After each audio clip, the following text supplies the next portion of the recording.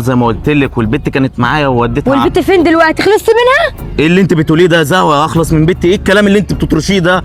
وديتها عند امي. وديتها عند امك؟ متاكد يعني انت ما وديتهاش ملجأ؟ اي ملجأ ايه الكلام اللي انت بتقوليه ده يا زهوه؟ انا هوريك الكلام اللي انا بقوله. رايح تقابل واحده وقال لي ان انت رايح الشغل، وبتقولك تخلص من بنتك وتوديها ملجأ. يرضى مين؟ وانت حاضر اخلص من بنتي، هتخلص من ضناك؟ حرام عليك. بص يا زهوه، النص اللي انت قلتيه صح ونصه غلط. النص الصح ايوه بخونك وبكلم واحده.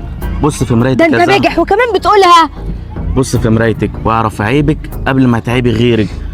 انت يا زهوه مش بتهتمي بيا ولا بالبيت ولا ببيتك.